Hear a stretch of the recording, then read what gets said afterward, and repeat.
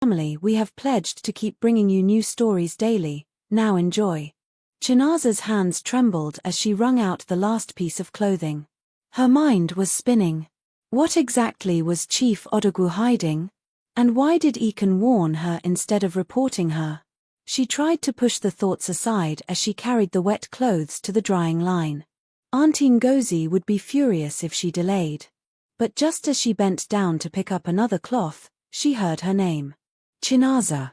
She turned quickly to see Ekene standing near the garden, his arms crossed. His gaze was unreadable.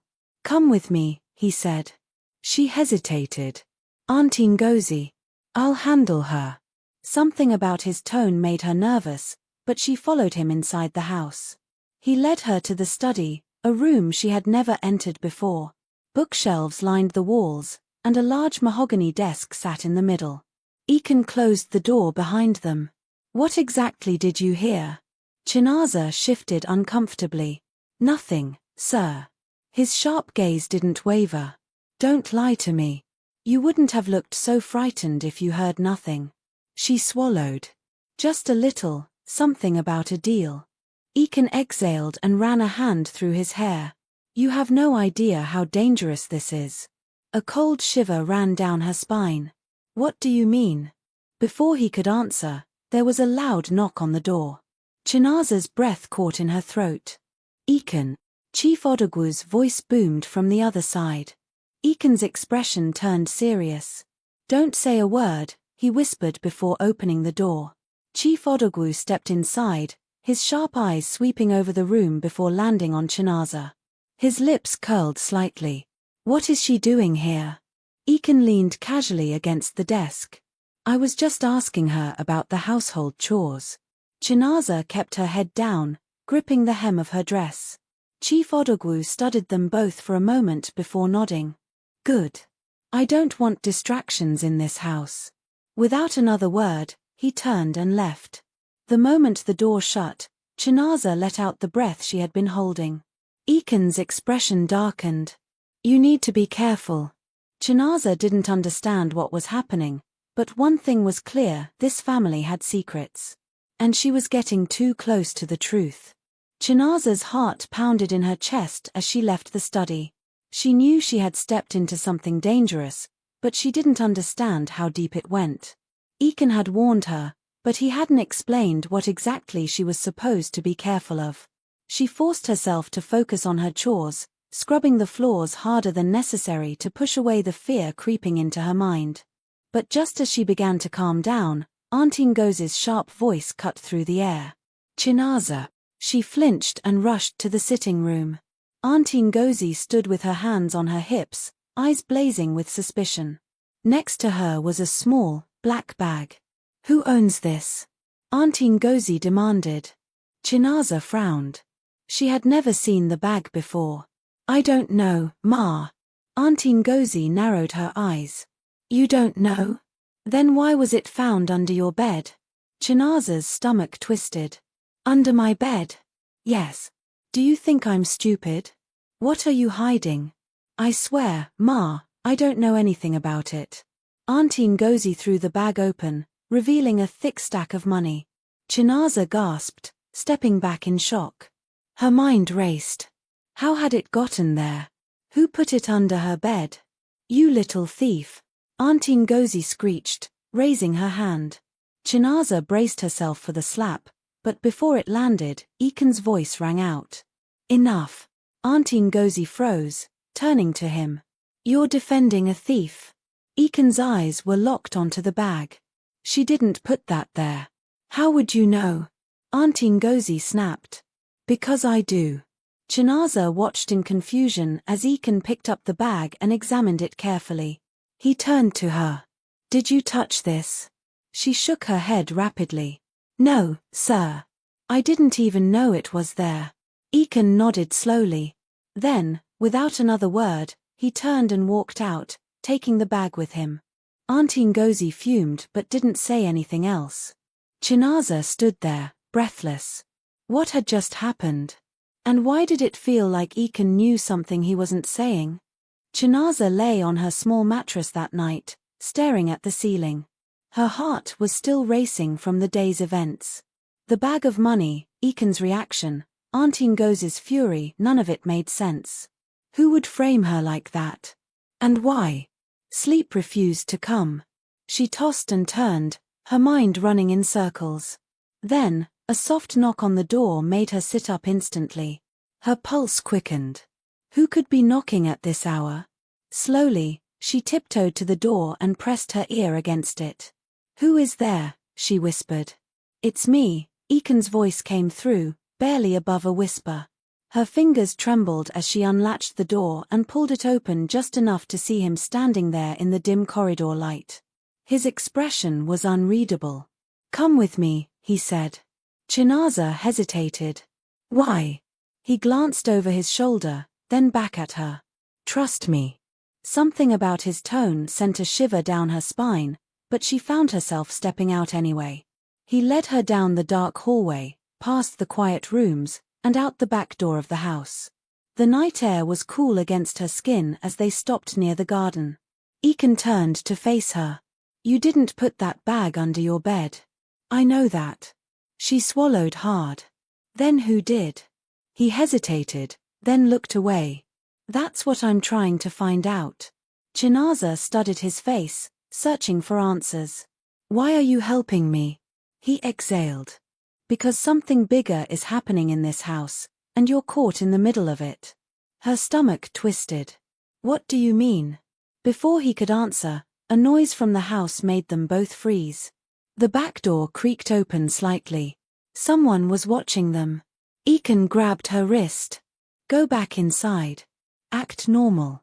Chinaza hesitated, but the urgency in his eyes made her obey. As she slipped back into the house, she could still feel the warmth of his fingers on her skin. Something was very, very wrong in this house. Chinaza's heart pounded as she slipped back into her tiny room, shutting the door carefully behind her. She pressed her back against it, trying to steady her breathing. Who had been watching them? And why did Ekene seem so worried? She could barely sleep that night. Every little sound made her jump.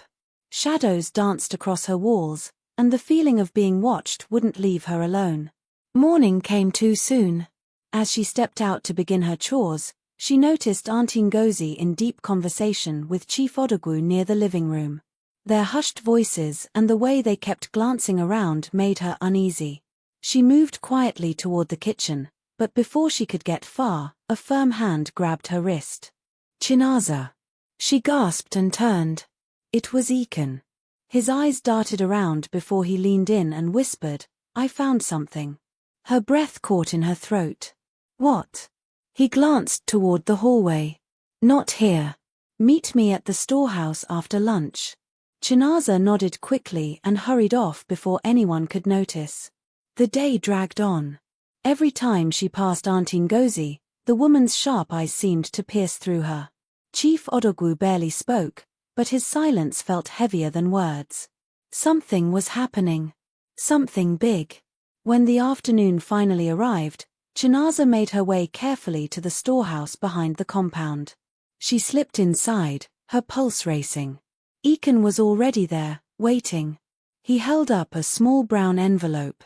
"I found this in Chief Odogwu's study." She hesitated before reaching for it. Inside were several photographs. Her eyes widened in horror. The images were of her washing dishes, sweeping, serving food. Someone had been secretly taking pictures of her. She dropped the envelope, her hands shaking.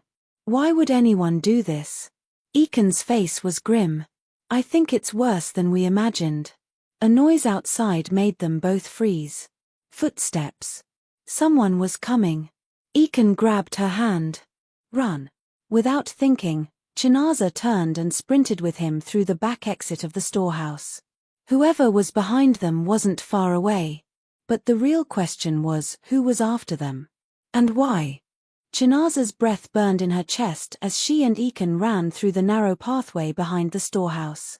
The sound of hurried footsteps followed them, sending chills down her spine. "Faster," Ekene urged, pulling her along. They dodged piles of old crates and bags of cement, their escape path leading toward the back gate of the compound. But just as they reached it, a figure stepped out of the shadows, blocking their way. Aunty Ngozi. Her arms were crossed, her eyes burning with fury. Behind her, two of Chief Odogwu's security men stood like statues, their expressions unreadable. "Where do you think you're going?" Aunty Ngozi's voice was low but sharp. Chinaza swallowed hard. Her palms were slick with sweat as she tried to think of something to say. Ekene tightened his grip on her hand. Aunty Ngozi's gaze flickered to the brown envelope clenched in Ekene's other hand. Her lips curled into a knowing smirk. "So, you've been snooping where you shouldn't, eh?" Ekene stepped forward. "What's in these photos? Why is someone watching Chinaza?" Aunty Ngozi let out a dry laugh. "You really think you two can outsmart Chief Odogwu?" She took a step closer, her voice dropping to a whisper. "You have no idea what you've gotten yourselves into." Chinaza's stomach twisted. Something about the way Aunty Ngozi spoke made her feel like she was standing at the edge of a cliff.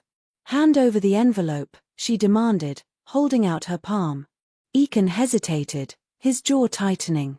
Then, in a flash, he shoved the envelope into Chinaza's hands. "Run." Chinaza didn't think, she just ran. She weaved through the compound, her heart slamming against her ribs. Behind her, she could hear the shouts of Aunty Ngozi and the heavy pounding of footsteps as the guards chased after her. She had to get away. She had to find out the truth. But where could she go? And who could she trust? Chinaza's legs burned as she sprinted through the empty streets, her breath coming in short, sharp gasps.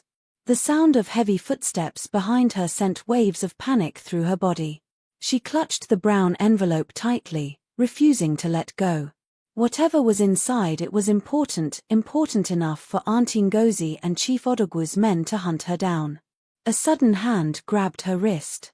She gasped and turned, ready to fight, but it was Ekene. "This way," he whispered, pulling her into a dark alley. They pressed their backs against the cold wall, trying to steady their breathing as the guards ran past, oblivious to their hiding spot. Chinaza swallowed hard, her heart pounding. "Ekene, what do we do now? If they catch us?" "They won't," he interrupted, determination blazing in his eyes. "We need to find out what's in that envelope. If Chief Odogwu and Aunty Ngozi are this desperate to get it back, then it must be something big." Chinaza hesitated before carefully opening the envelope. Inside were several photographs. Her hands trembled as she flipped through them. Each one showed her pictures of her in the kitchen, cleaning the floors, serving food, photos taken from hidden angles as if someone had been watching her for weeks. Her breath caught in her throat. "Why would someone be spying on me?" Ekene's expression darkened. "This isn't just about you, Chinaza. Look at the last one." She turned to the final picture and nearly dropped it. It was a grainy image of a man, wealthy-looking, dressed in a suit, lying unconscious on the ground. The same man she had saved weeks ago.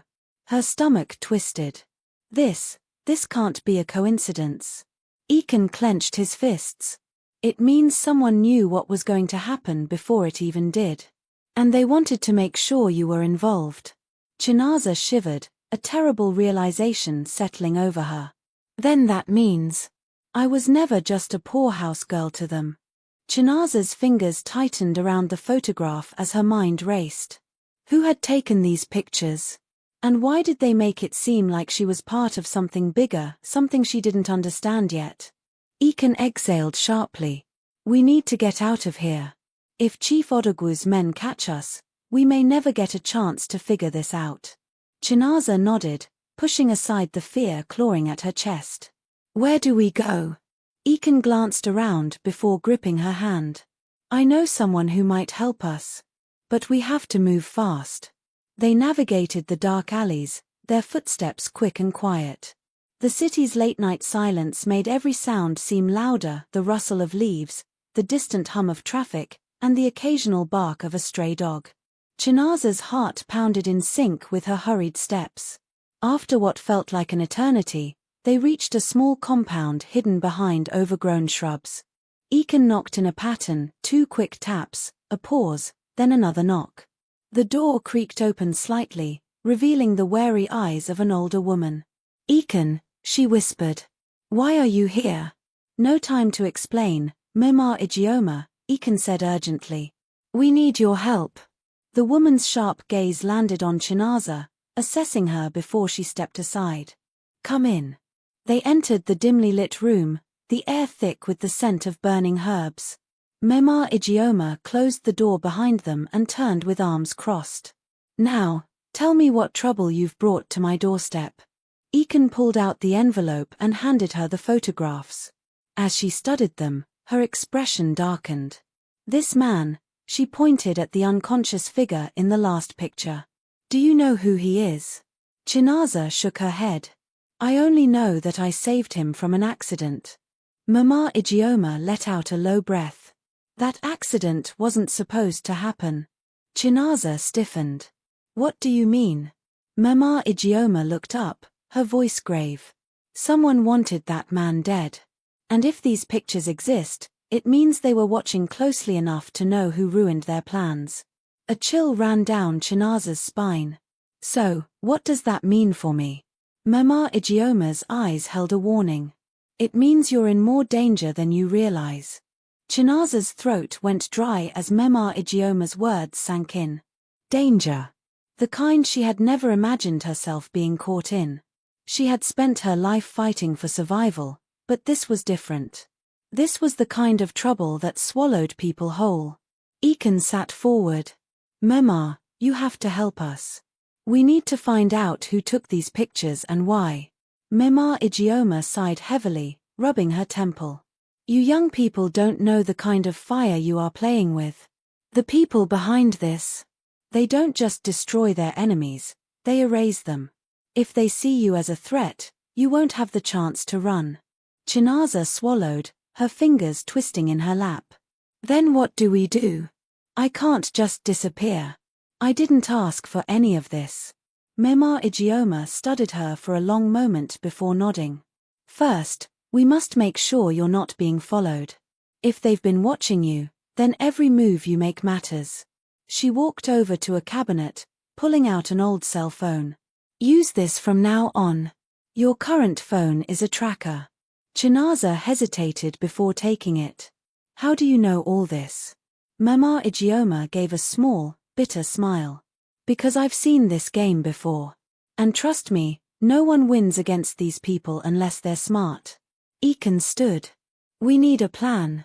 If Chief Odogwu is involved in this, then we need proof. Something bigger than just pictures." Mama Ijeoma's expression turned grim. "That proof might be the only thing that can save you. But finding it will put all of you in even more danger. Are you ready for that?" Chinaza looked at the pictures again, her heartbeat steadying. She had spent too long being afraid, too long letting others decide her fate. She looked up, her voice firm. "I need to know the truth. No matter what it takes." Chinaza and Ekene left Mama Ijeoma's shop through the back door, their steps careful. The air felt heavy, filled with an unspoken warning. "We need to split up," Ekene said, glancing around. "If someone is watching us, we can't make it easy for them. Go straight home, act normal. I'll call you when I have something." Chinaza hesitated but nodded. "Be careful." She walked down the road, forcing herself not to look over her shoulder.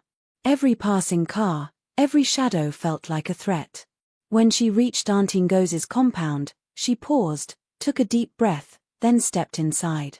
Aunty Ngozi was in the sitting room, her eyes sharp. "Where have you been?" she demanded. "Mama Ijeoma sent me to buy something for her," Chinaza lied smoothly. Aunty Ngozi's gaze lingered on her for a moment before she scoffed. "Go and prepare dinner. And don't burn anything, useless girl." Chinaza nodded and hurried into the kitchen, her mind racing. The walls of this house felt smaller now, like they were closing in. She needed to be careful, needed to act like everything was normal. But normal was no longer an option. Later that night, as she lay on her small mat, her new phone vibrated. She grabbed it quickly. Ekene's voice was low. I found something. We need to meet. Now. Chinaza's heart pounded. There was no turning back now. Chinaza's hands trembled as she held the envelope Ekene had secretly passed to her. She could feel the weight of its contents, the unspoken message behind the gesture. She knew she had to be careful. Aunty Ngozi had been watching her more closely ever since Chief Odogwu's accident, and any misstep could cost her dearly. Late that night, when the house was quiet, she finally dared to open it. Inside was a wad of crisp naira notes and a small piece of paper with just 3 words written on it: trust no one. Her breath caught in her throat. What did this mean? Why would Ekene give her this warning? Was she in danger? A cold shiver ran down her spine as she folded the paper and hid it beneath her mattress. She would have to be smarter, more careful than ever before. The next morning, as she went about her chores, she noticed something unusual.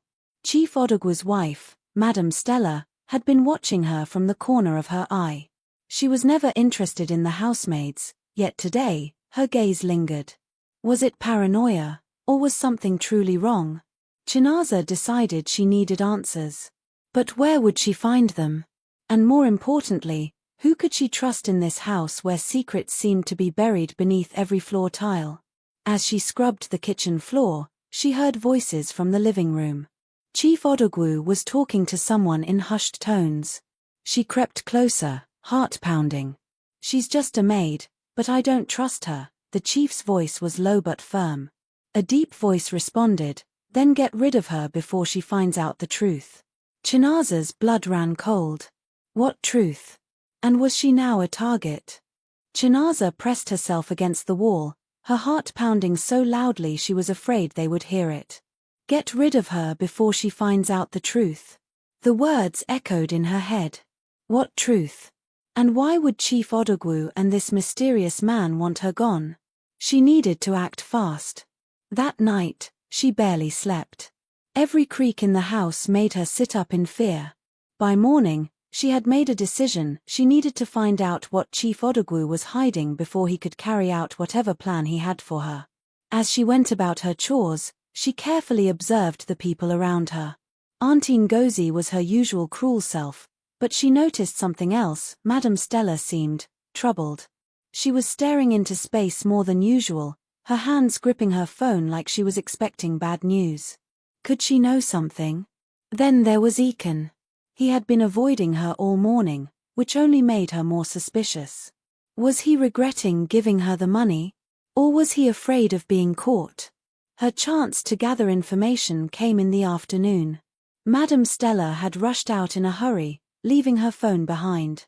Chinaza hesitated only for a second before grabbing it. Her hands trembled as she scrolled through the messages. Then she saw it. A message from an unknown number. Asterisk: if you don't stop your husband, she will expose everything. And this time, I won't protect him. Asterisk. Chinaza's breath caught in her throat. The message wasn't about her, was it? She quickly placed the phone back where she found it and turned to leave. But as she did, she froze. Aunty Ngozi was standing at the door, arms crossed, eyes filled with suspicion. What do you think you're doing? Chinaza's heart nearly stopped. She had been so focused on the phone that she hadn't noticed Aunty Ngozi approaching. Now, the woman's sharp eyes were fixed on her like a predator ready to strike. I asked you a question, Aunty Ngozi barked, stepping into the room. What do you think you're doing with Madam Stella's phone? Chinaza quickly bowed her head, thinking fast. I was just cleaning, Ma. I saw the phone on the chair and wanted to put it back on the table. Aunty Ngozi narrowed her eyes. Do I look like a fool to you? You were touching that phone. What were you looking at? Chinaza shook her head frantically. Nothing, Ma. I swear. I didn't even unlock it. For a moment, Aunty Ngozi studied her, as if trying to decide whether she was lying. Then, without warning, she grabbed Chinaza by the arm and yanked her forward. If I ever catch you touching something that doesn't belong to you again, you'll regret ever stepping foot in this house. Do you hear me? Yes, Ma. Chinaza winced, the pain from Aunty Ngozi's grip shooting up her arm. Aunty Ngozi released her with a shove. Now, get out of my sight. Chinaza didn't waste a second. She turned and hurried out of the room, her heart still hammering. She needed to be more careful. Aunty Ngozi was already suspicious of her.